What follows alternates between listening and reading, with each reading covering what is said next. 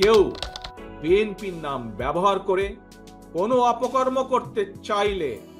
তারেক রহমান হচ্ছে একজন বাংলাদেশি রাজনীতিবিদ। বর্তমানে তিনি বাংলাদেশ জাতীয়তাবাদী দলের ভারপ্রাপ্ত চেয়ারপারসন। তিনি সাধারণত তারেক জিয়া নামে পরিচিত। তারেক রহমানের জন্ম 1965 সালের 20 নভেম্বর। তার পিতা জিয়াউর রহমান ছিলেন বাংলাদেশের স্বাধীনতা যুদ্ধের অন্যতম সংগঠক ও সাবেক রাষ্ট্রপতি এবং মাতা খালেদা জিয়া বাংলাদেশের 3 বার নির্বাচিত প্রধানমন্ত্রী। তারেক জিয়া শিক্ষা জীবনের শুরুতে বি.এফ. শাহীন কলেজ ঢাকাতে পড়াশোনা শুরু করেছিলেন। এরপর তিনি সেন্ট জোসেফ কলেজ এবং ঢাকা রেসিডেন্সিয়াল কলেজে পড়াশোনা করে। ঢাকা রেসিডেন্ট মডেল কলেজ হতে মাধ্যমিক পরীক্ষায় উত্তীর্ণ হন। তিনি আদমজী ক্যান্টনমেন্ট কলেজ হতে উচ্চ মাধ্যমিক পরীক্ষায় পাশ করেন। 1984 সালে তিনি ঢাকা বিশ্ববিদ্যালয়ে প্রথমে আইন বিভাগে ও পরে আন্তর্জাতিক সম্পর্ক বিভাগে ভর্তি হয়েছিলেন, কিন্তু তিনি স্নাতক শ্রেণীর পড়াশোনা শেষ করতে পারেননি। পরবর্তীতে তিনি পেশা হিসেবে ব্যবসাকে বেছে নিয়ে বস্ত্রশিল্প ও নৌ যোগাযোগ খাতে বিনিয়োগ করেন। পিতা জিয়াউর রহমানের প্রতিষ্ঠিত বাংলাদেশ জাতীয়তাবাদী দলের বগুড়া কমিটির সদস্য হিসেবে যোগদান করে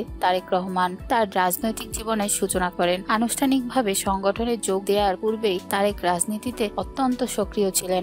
1991 সালের জাতীয় সংসদ নির্বাচনের আগে তারেক তার মা খালেদা জিয়ার সহচর হিসেবে সারা দেশের নির্বাচনী প্রচারণায় অংশ নেন। 2001 সালের নির্বাচনেও তারেক রহমানের মা বেগম জিয়ার প্রচারণা কার্যক্রমের পাশাপাশি পৃথক পরিকল্পনায় দেশব্যাপী নির্বাচনী প্রচারণা চালান। মূলত 2001 সালের নির্বাচনী প্রচারণায় তার অংশগ্রহণের মাধ্যমে রাজনীতিতে তারেক রহমানের সক্রিয় আগমন ঘটে। 2002 সালে তারেক রহমান দলের স্থায়ী কমিটির সিদ্ধান্ত অনুযায়ী বিএনপির একজন জ্যেষ্ঠ যুগ্ম মহাসচিব হিসেবে দায়িত্বপ্রাপ্ত হন। দলের ঊর্ধ্বতন পর্যায়ে নিয়োগ লাভের পরপরই তারেক রহমান দেশব্যাপী দলের মাঠ পর্যায়ে নেতা কর্মী ও সমর্থকদের সাথে ব্যাপক গণসংযোগ শুরু করেন। মূল সংগঠন সহ সহযোগী সংগঠন যেমন জাতীয়তাবাদী যুব দল, জাতীয়তাবাদী ছাত্র দল, জাতীয়তাবাদী স্বেচ্ছাসেবক দল ইত্যাদি আয়োজিত উল্লেখযোগ্য সংখ্যক মতবিনিময় সভায় অংশ নিয়ে তারেক রহমানের কর্মী সমর্থকদের উদ্দেশ্যে বক্তব্য রাখেন ও মাঠ পর্যায়ে নেতৃবৃন্দের বক্তব্য ও মতামত গ্রহণ করেন।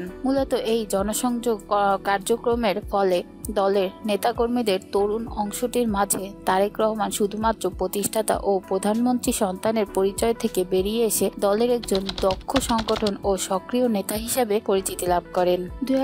2002 সালে 35 বছর বয়সী তারেক রহমানকে দলের সর্বোচ্চ পর্যায়ের একজন নেতা হিসেবে দায়িত্ব দেওয়ার ফলে কোনো রাজনৈতিক বিশ্লেষক এবং সংসদের তৎকালীন বিরোধী দল বাংলাদেশ আওয়ামী লীগ নেতৃবৃন্দের এই সিদ্ধান্তকে স্বজনপ্রীতি বলে চিহ্নিত করে এই সিদ্ধান্তের নিন্দা করেন। আওয়ামী লীগ যারা 2001 থেকে 2006 সাল পর্যন্ত বিরোধী দলের দায়িত্ব পালন করেছিল। দলটির শীর্ষ নেতৃবৃন্দ এবং কিছু সংবাদপত্রের প্রকাশিত খবরে বিভিন্ন সময় তারেকের বিরুদ্ধে ক্ষমতার অপব্যবহার সহ দুর্নীতির অভিযোগ আনে। বিশেষ করে বিএনপি চেয়ারপারসন বেগম জিয়া সহ তারেক রহমানের কার্যালয় ঢাকা বনানীস্থ হাওয়া ভবনকে কেন্দ্র করে বিভিন্ন অভিযোগ প্রচারিত হয়। এর মধ্যে উল্লেখযোগ্য অভিযোগ ছিল যে তারেক রহমান তত্ত্বাবধানে হাওয়া ভবন সরকারের অদৃশ্য নিয়ন্ত্রক হিসাবে কাজ করেছে এবং তার বিরুদ্ধে বিদ্যুৎ খাতে দুর্নীতি সহ আরো অনেক অভিযোগ আনা হয়। 21শে আগস্ট তৎকালীন বিরোধী দল আওয়ামী লীগের সমাবেশ গ্রেনেড হামলায় তার সংশ্লিষ্টতার অভিযোগ আনা হয়। রাজনৈতিক দলগুলোর ধ্বংসাত্মক কর্মকাণ্ডের কারণে দেশে বিশৃঙ্খলা অবস্থা সৃষ্টি হওয়ার পরিপ্রেক্ষিতে 11 জানুয়ারি 2007 তারিখে নিয়মতান্ত্রিক তত্ত্বাবধায়ক সরকারকে অপসারণ করে সেনা সমর্থিত তত্ত্বাবধায়ক সরকার গঠিত হয়, যার প্রধান ছিলেন ফখরুদ্দিন আহমেদ এবং সেনাপ্রধান ছিলেন লেফটেন্যান্ট জেনারেল। পরে জেনারেল হিসাবে অবসর নেন মঈনউদ্দিন আহমেদ। 12 জানুয়ারি উপদেষ্টা পরিষদ একটি মন্ত্রিসভা গঠিত হওয়ার পর সরকারের পক্ষ থেকে দেশের শীর্ষ রাজনীতিবিদ এবং ব্যবসায়ীদের বিরুদ্ধে দুর্নীতির অভিযোগ মামলা দায়ের করা হয়। 7 মার্চ 2007 তারিখে একটি দুর্নীতি মামলায় আসামি হিসাবে তারেক রহমানকে তার ঢাকা ক্যান্টনমেন্ট মইনুল রোডের বাসা থেকে গ্রেপ্তার করা হয়। তার বিরুদ্ধে আরো 13টি দুর্নীতির মামলা দায়ের করা হয় ও তাকে বিচারের সম্মুখীন করা হয়। গ্রেপ্তারের কিছুদিন পর তারেককে আদালতে হাজির করা হলে তার শারীরিক অবস্থার অবনতির জন্য তার আইনজীবীরা আদালতে অভিযোগ করেন যে জিজ্ঞাসাবাদের সময় তারেক রহমানের উপর শারীরিক নির্যাতন চালানো হয়েছে। আদালতের নির্দেশে চিকিৎসকদের একটি দল পরীক্ষা নিরীক্ষার পর আদালতকে জানায় যে তারেক রহমানের উপর শারীরিক নির্যাতনের অভিযোগে যুক্তিযুক্ত। 2008 এর আগস্টে তারেক রহমানের বিরুদ্ধে বিরুদ্ধে মামলাগুলো আদালতের গতি লাভ করে। পর 3 সেপ্টেম্বর 2008 তারিখে সবগুলো মামলায় তারেক রহমানের জামিন লাভ করেন এবং বঙ্গবন্ধু শেখ মুজিবুর রহমান মেডিকেল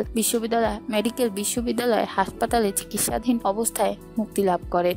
11 সেপ্টেম্বর 2008 তারিখে বিশেষ কারাগার থেকে বেগম খালেদা জিয়া মুক্তি পাওয়ার পর তিনি বঙ্গবন্ধু শেখ মুজিবুর রহমান মেডিকেল বিশ্ববিদ্যালয়ে পুত্র তারেক রহমানকে দেখতে যান। সেদিন রাতেই তারেক রহমানের উন্নত চিকিৎসার জন্য যুক্তরাজ্যের উদ্দেশ্যে রওনা হন। তো এই ছিল তারেক রহমানকে নিয়ে কথাবার্তা। তো ভিডিওটি কেমন লেগেছে তা অবশ্যই কমেন্ট করে জানাবেন। তো আজ চলে যাচ্ছি, ফিরে আসব নতুন কোনো ভিডিও নিয়ে। এই পর্যন্ত আমাদের সাথেই থাকবেন।